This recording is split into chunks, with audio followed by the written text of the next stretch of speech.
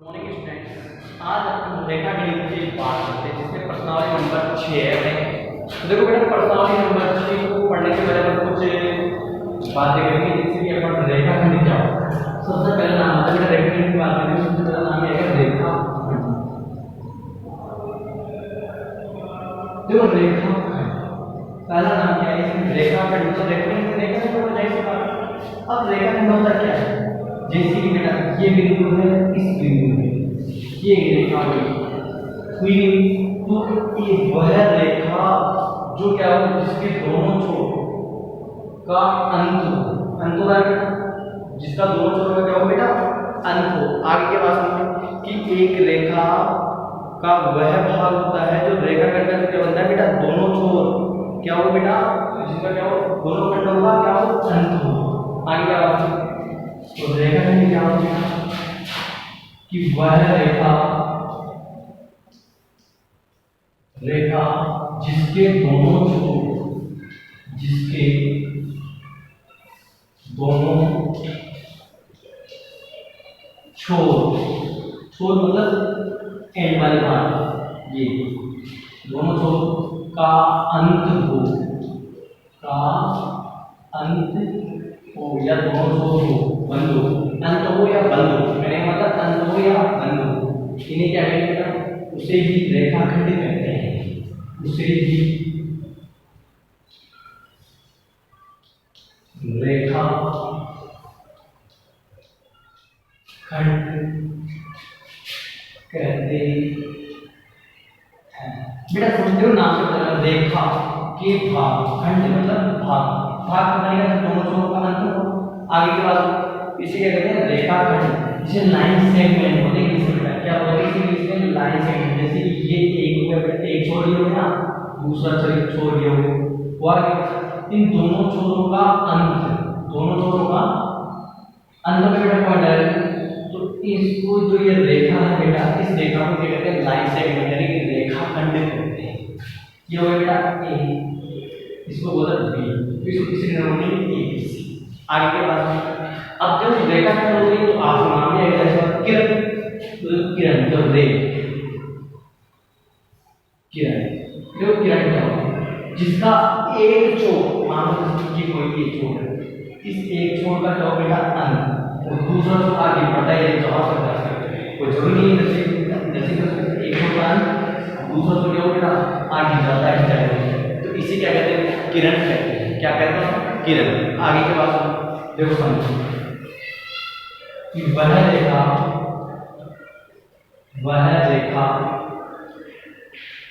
जिसके एक छोर का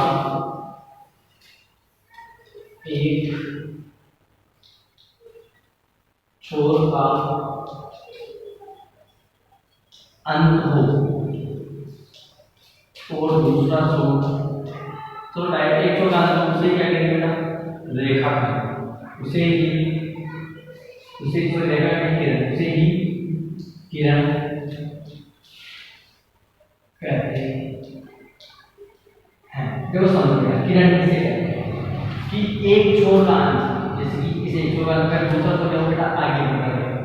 आगे के बाद जैसे कि यहाँ पर एक छोर का अंत दूसरा छोर जो बेटा आगे बढ़ेगा, इसे क्या कहते हैं बेटा? किरण।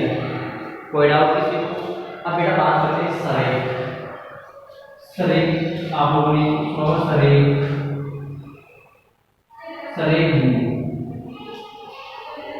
सरेख बिंदु आप लोगों ने कई बार यूज किया होगा। सरेख बिंदु, असरेख बिंदु क्या होता है?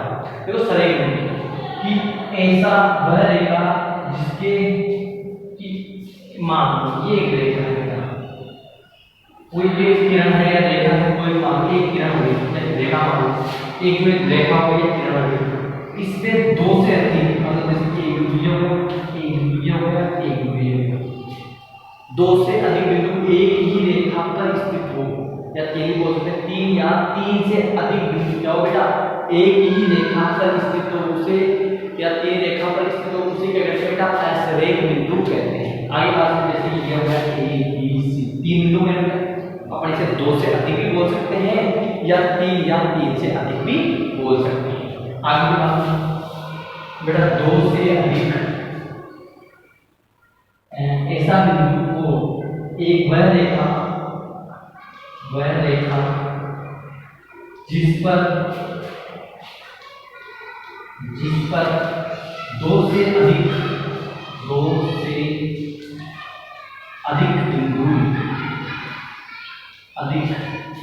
बिंदु स्थित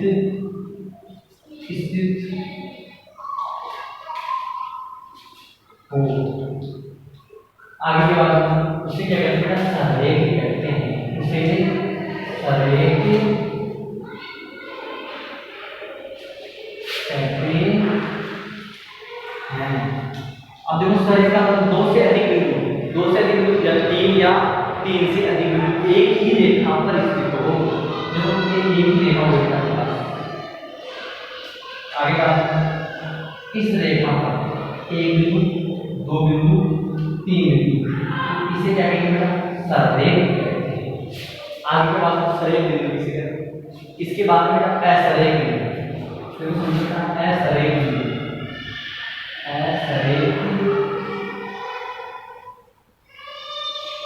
प्लस इसका मतलब क्या है बेटा? असरेख बिंदु क्या होता है? वह रेखा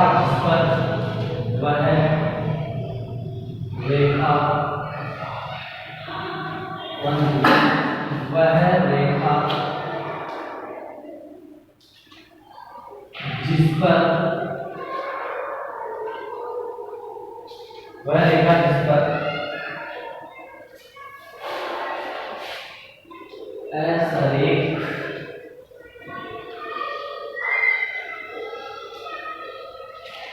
बिंदु। बेटा जब असरेख बिंदु है कि वह रेखा जिस पर दो से अधिक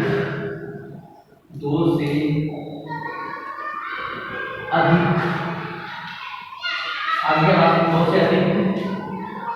से अधिक बिंदु स्थित हो।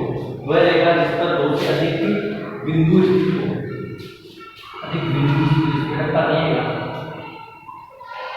तो वह रेखा जिस पर दो से अधिक बिंदु स्थित न हो।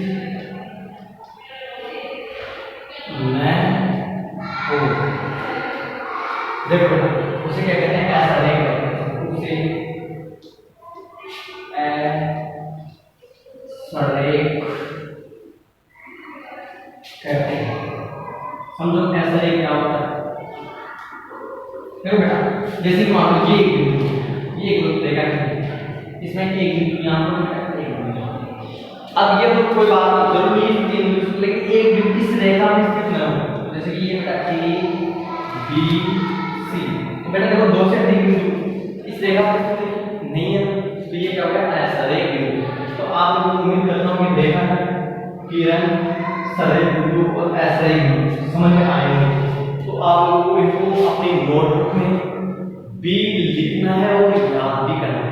बेटा रेखा गणित तभी समझ में आती है जब आप लोगों को ये आ जाएगी। आगे के बाद इसके बाद अपन बात करते हैं बेटा कोण की।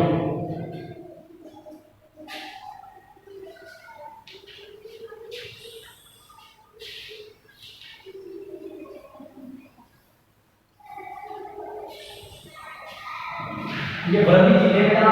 इसके बाद बहुत आगे जैसे आगे बढ़ जाएंगे, आगे जो भी काम आएंगे बेटा वो सब कुछ काम। देखो बेटा कोण कैसे बनता है? कोण सबसे मेन चीज को कोण पड़ेगा इससे कि जब एक ही बिंदु से, जैसे मान लो ये एक बिंदु, इस बिंदु से दो रेखाएं निकलती हैं, इन रेखाएं भुजाओं द्वारा बनाया गया इन दोनों भुजाओं द्वारा क्या बनता है? कोण बनता है। आगे क्या बात कि एक ही बिंदु से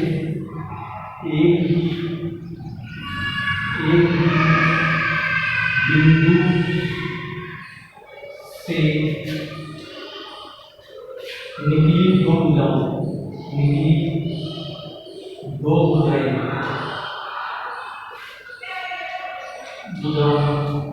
द्वारा कोण बनता है। कोण बनता है। समझ में आया? देखो कहने का मतलब कि एक ही बिंदु, ये मान लो इस बिंदु से दो भुजाएं एक इन दो भुजाओं द्वारा बनाया गया कोण, इस भुजा को बनाया, इसे क्या कहते हैं? कोण कहते हैं। आगे के बाद बेटा इसमें ये तो क्या होगी? भुजा है, ये तो क्या हो गया? भुजा है। और बेटा जो एक ही जगह जिस बिंदु पर आकर ये तो इसका मापा मतलब शीर्ष, इसे क्या बोलेंगे बेटा? इस बिंदु को क्या बोलते हैं? शीर्ष बिंदु। जिस बिंदु शीर्ष बिंदु। आगे की बात में कोई डाउट? अब अपन बात करते हैं नेक्स्ट टॉपिक की बेटा। इसी में देखो आगे टॉपिक आएगा, अब कोणों के प्रकार के बारे में बात करेंगे। कोणों में अब कोण के प्रकार कौन कौन से अपने बारे में कोणों के प्रकार देखो सुनिए। कोणों के प्रकार कौन कौन से? कोणों के प्रकार बेटा पहला है जैसे मान लो न्यून कोण। आप लोग पढ़ा कोणों के प्रकार बेटा जो त्रिभुज कोणों के प्रकार चलो डायरेक्ट न्यून कोण। पहला न्यून कोण, देखो चित्र से न्यून कोण क्या होता है कि वह कोण जो 90 डिग्री से कम हो, उसे क्या कहते हैं? न्यून कोण कहते हैं। जो 90 डिग्री से क्या हो बेटा? कम हो। क्या ये 90 डिग्री से कम है? आगे बात तो 90 डिग्री से कम को क्या कहते हैं? 90 डिग्री से कम ये कोण को क्या कहेंगे? न्यून। आगे के बाद अब दूसरा होता है बेटा न्यून कोण के बाद में समकोण। नाम से पता चला बेटा समकोण। समकोण मतलब जो 90 डिग्री का, इसे क्या बोलते हैं बेटा? समकोण मतलब 90 डिग्री बना 90 डिग्री पर बना कोण क्या कहलाता है? समकोण। 90 डिग्री से कम पर बना कोण क्या कहलाता है? न्यून। आगे क्या बेटा बात में अब आती है अधिक कोण। अधिक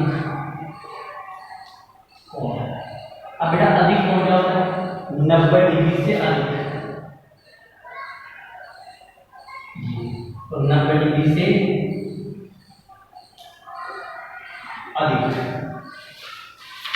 90 डिग्री से अधिक का बना कोण अधिक कोण का नाम तो करना है। अधिक कोण तो 90 डिग्री से अधिक पर बना कोण अधिक कोण कहलाता है। समकोण 90 डिग्री पर बना कोण समकोण कहलाता है। न्यून कोण 90 डिग्री से कम पर बना कोण न्यून कोण।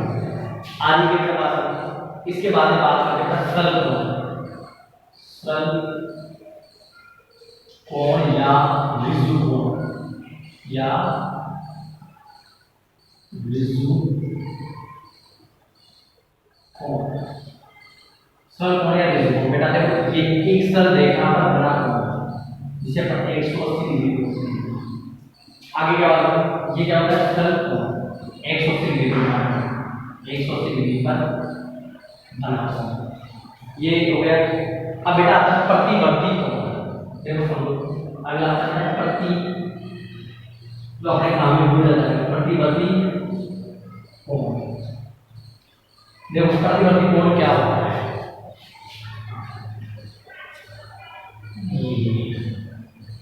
मतलब कि 180 डिग्री से अधिक, 180 डिग्री से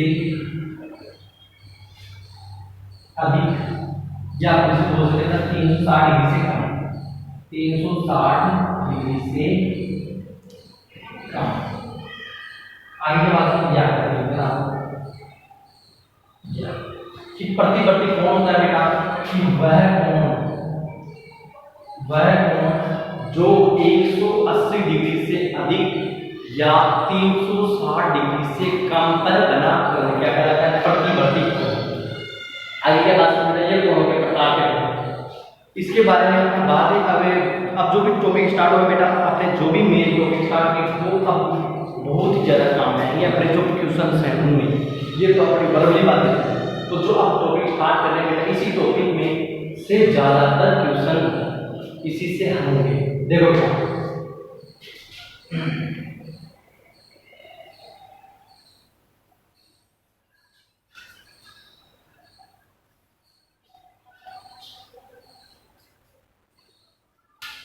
एक नाम है पूरा कोण,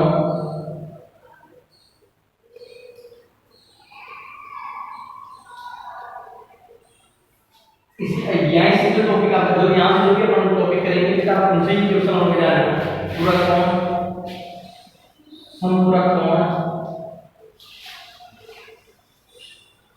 इसके बाद आता है बेटा आसन कोण, तिरछा बिंदु कोण। ये प्रभात में लिखेंगे, लेकिन इन दोनों को पहले करें। देखो पूरक कोण क्या होता है कि ऐसा कोण जिनकी दो भुजाओं, जैसे मान लो बेटा है ये प्रभात एक त्रिभुज है, ये मेरा 90 डिग्री है कि ये कितने डिग्री है 90 का, तो दूसरा क्या हो जाएगा 90 माइनस थीटा, जो भी है। तो ऐसे इसका कहने का मतलब क्या होता है प्रश्न का कि वह ऐसा कोण जिनके दो कोणों का योग, बेटा दो कोणों का x प्लस y, मतलब दो कोणों का योग कितना होना चाहिए 90। सीधी सी बात है, दो कोणों का योग कितना होना चाहिए 90। ऐसा कोण जिसके दो कोणों का योग, दो कोणों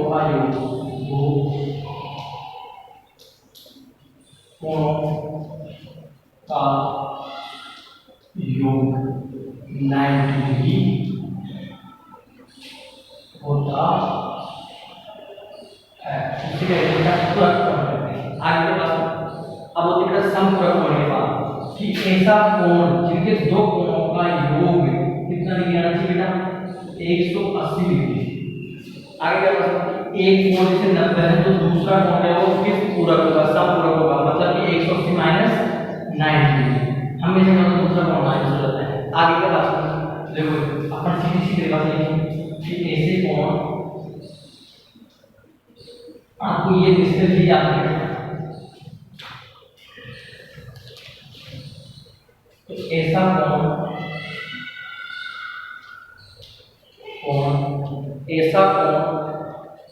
जिसके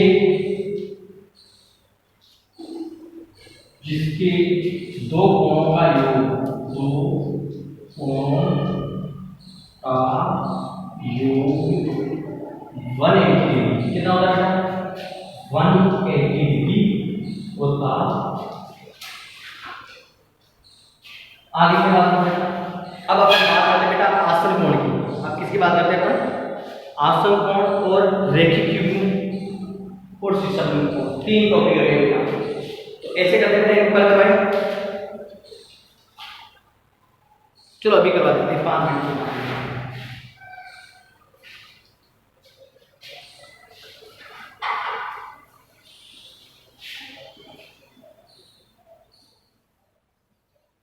समझो बेटा अब आता है आसन कोण के बाद में बेटा वो सॉरी समपूरक कोण के बाद में आसन कोण।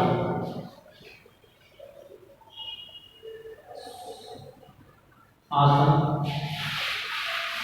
कोण देखो बेटा आसन कोण क्या होता है, अपने पास मान लीजिए बेटा ये एक कोण बन रखा है, बताया ना दो भुजाओं एक वह जिससे दो भुजाओं बना कोण ये, लेकिन इसमें बेटा क्या होता है कि एक दो तीसरी भुजा होगी, इसको नाम देते हैं बेटा ए, ये बेटा ए हो ये बी भुजा होगी, ये कौन होगी सी भुजा। तो बेटा देखो कि इसे बेटा जो बेनिस्ट आप किसे बोलते हैं, जो चीज कॉमन है बेटा इन दोनों के बीच में कौन सी कॉमन चीज आएगी, ये चाहे वो भुजा हो चाहे कोई सी भी। तो जो चीज कॉमन आएगी उसे क्या कहते हैं बेटा उभयनिष्ठ। उभयनिष्ठ किसे कहते हैं, जैसे इन दोनों भुजाओं के बीच में ये कॉमन आ रही है, कोई भी दो कोणों के बीच में एक कोण कॉमन आ जाए उसे क्या बोलते हैं बेटा उभयनिष्ठ। आगे के बाद उभयनिष्ठ का मतलब अगर अपन दिखाना चाहे तो क्या होता है कॉमन। कॉमन मतलब कोई भी चीज दो भुजाओं के बीच में आ जाए, दो कोणों के बीच में आ जाए, वो क्या होता है बेटा उभयनिष्ठ। तो इसमें बेटा देखो एक भुजा तो क्या है, जो एक भुजा है वो क्या है उभयनिष्ठ, और दो भुजाएं क्या बेटा एक दूसरे के परपेंडिकुलर, दो भुजाएं कैसी है बेटा, दो भुजाएं एक दूसरे के विपरीत, एक दूसरे के विपरीत है बेटा। और बेटा जो देखो एक दूसरे के विपरीत है और बेटा जब एक ही जगह मिल गए तो शीर्ष इसकी शीर्ष क्या बेटा, शीर्ष कितने इसमें, एक शीर्ष, शीर्ष कितना है इसमें, एक शीर्ष बोलते हैं इसको माथा, अपना जो भी होता है हेड, देखो बेटा इसके एक हेड एक है ना, ये शीर्ष कितना बेटा एक। तो बेटा आंसर कौन कहेंगे कि ऐसा कौन जिसमें जिसमें एक भुजा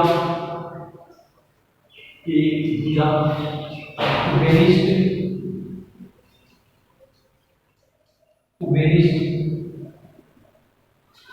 एक भुजा उभयनिष्ठ, दो भुजाएं विपरीत, दो भुजाएं एक दूसरे के विपरीत, एक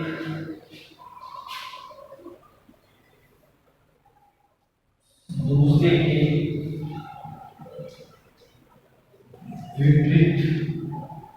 आगे क्या करेगा, एक भुजा क्या होती है विनिष्ठ, दो भुजा क्या होगी एक इधर जाती है जारी जाएगा विपरीत, और इनके शीर्ष की तरफ और एक शीर्ष होता है, और एक शीर्ष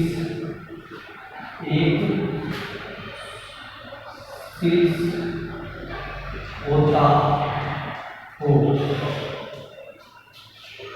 इन भुजाओं से ऐसी भुजाओं से बना हुआ, ऐसी आगे क्या बात है, ऐसी भुजाओं से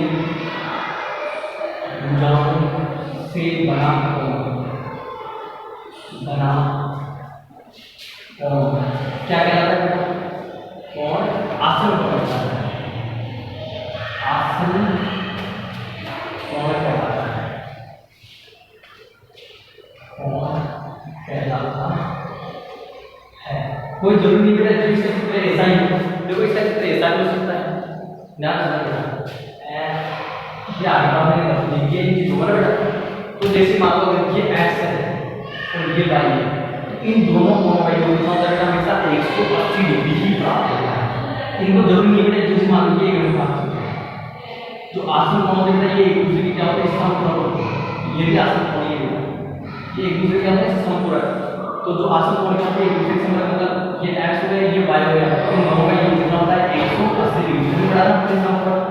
आगे के बाद तो इनका योग कितना हो जाएगा 180 डिग्री, इनका योग कितना हो जाएगा 180 डिग्री समपूरक होते हैं एक दूसरे के, तथा ये एक दूसरे के समपूरक होते हैं, तथा ये एक दूसरे के समपूरक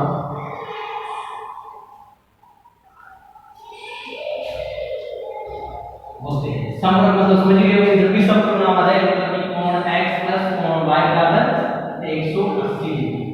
आगे के बाद समपूरक मतलब क्या होता है x प्लस y बराबर 180 डिग्री होता है। आगे बात ये चीज लिखने की जरूरत ही नहीं है मेरे। अब देखो बेटा ये हो गई, इसके बाद आसन हो गई। अब बात करते हैं हम रैखिक युग्म की बेटा, सबसे ज्यादा काम है हर क्वेश्चन काम है रैखिक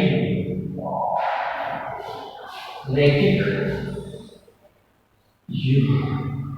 देखो बेटा रैखिक युग्म क्या होता है, ध्यान रखना यहाँ पर लिख सकता हूँ कि ये एक भुजा बेटा, आगे क्या बात है यहाँ पर 180 डिग्री कोण रैखिक हुआ है बेटा, रैखिक मतलब 180 डिग्री, तो यहाँ से जो ये कोण बनता है ये कोण एक दूसरे के समपूरक होते हैं x और y, डायरेक्ट लिखना आपको रैखिक युग्म बेटा, ये हो गया ये a b c, ये रैखिक ऐसा युग्म जिसके कोण एक दूसरे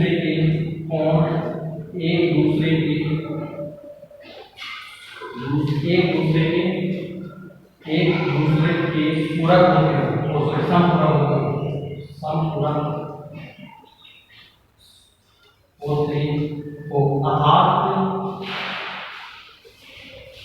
अर्थात बेटा एक तो आपको सीधी बात याद रखनी, अंदर वाला कोण और बाहर वाला कोण, जब भी इस प्रकार से कोण बन जाए अपने पास अंदर वाला बाहर वाला, इन दोनों का योग 180 डिग्री होता है कि x प्लस ये कोण वैसे है, इस बात का कोण वैसे होता है कोण x कोण y बराबर कितना होता है बेटा 180 डिग्री।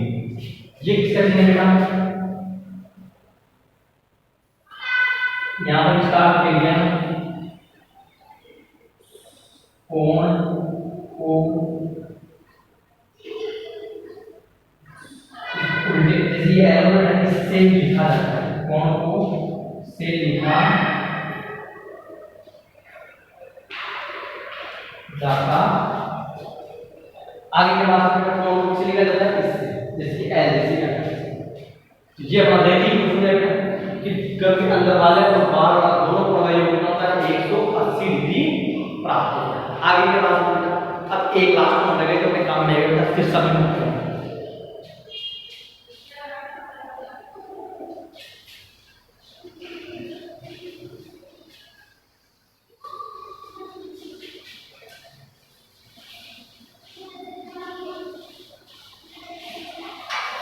अब देखो बेटा शीर्ष अभिमुख कोण नाम से पता है शीर्ष अभिमुख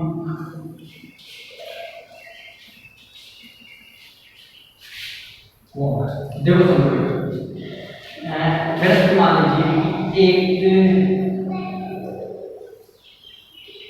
देखो ये एक शीर्ष वाले ये वाला बेटा एक शीर्ष हो गया, ये शीर्ष शीर्ष मतलब माथा और दूसरे का माथा ये है। तो कहने का मतलब है इसका माथा और इसका माथा दोनों बराबर होते हैं, इसका माथा और इसका माथा दोनों जो है बराबर होते हैं, मतलब शीर्ष बराबर होते हैं। इस मामले में ये तो हो गया ए ओ बी सी डी। तो देखो बेटा आपका कौन बराबर कि जो इसका माथा है वही इसका माथा होता है। अगर कहने का मतलब ये भी अगर 50 डिग्री का है तो ये भी कितने का होगा 50 डिग्री का। आगे की बात अगर ये 100 डिग्री का तो ये भी कितने का होगा 100 का। अगर ये 200 डिग्री का तो ये भी कितने का होगा 200 का। अगर ये 5 डिग्री का तो ये भी कितने डिग्री का होगा 5 डिग्री का। कहने का मतलब क्या होता है जिसके शीर्ष क्या होते हैं एक दूसरे के बराबर होते हैं। तो ऐसा कोण जिसके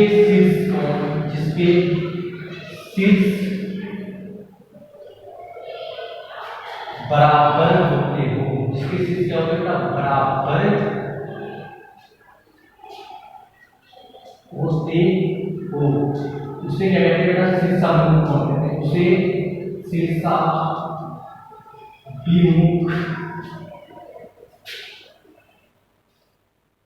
कोण कहते हैं, कोण कहते हैं। आगे के बाद शीर्षाभिमुख कोण देखो जिसके शीर्ष बराबर कहने का मतलब अगर ये x है तो ये भी x होगा, ये y है तो ये y है। शीर्ष वाले तो शीर्ष ही नहीं मिला तो अपने पास आधार जो कहने का मतलब क्या होगा बेटा कि कोण ए ओ बी में कौन होगा बेटा तो अभी भी कोण कैसे बन सकते हैं तो ए ओ बी बेटा ओ हमेशा मेन कोण कौन होगा है आगे बढ़ ए ओ बी किसके बराबर है कोण सी ओ डी मतलब इस माथे को सी ओ है। इसी प्रकार बेटा इधर वाला तो ए ओ सी किसके बराबर बेटा बी ओ डी मतलब ये माथा बी ओ डी। थोड़ा तो समझ आएगा आगे बात और इससे देखो तो आगे प्रतिच्छेदी रेखा है, प्रतिच्छेदी रेखा है बेटा जैसे कि एक रेखा दूसरी रेखा को काट रही है उसे क्या कहते हैं प्रतिच्छेदी रेखा कहते हैं। एक रेखा दूसरी रेखा को काट रही है कहीं भी काट रहे हैं यहाँ से कहीं से प्रतिच्छेदी रेखा क्या होती है बेटा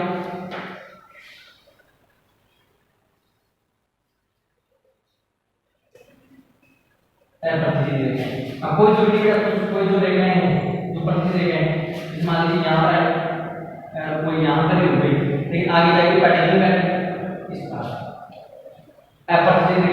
ऐसी रेखाएं जो कभी भी एक दूसरे को नहीं काटती जैसे बताइए ये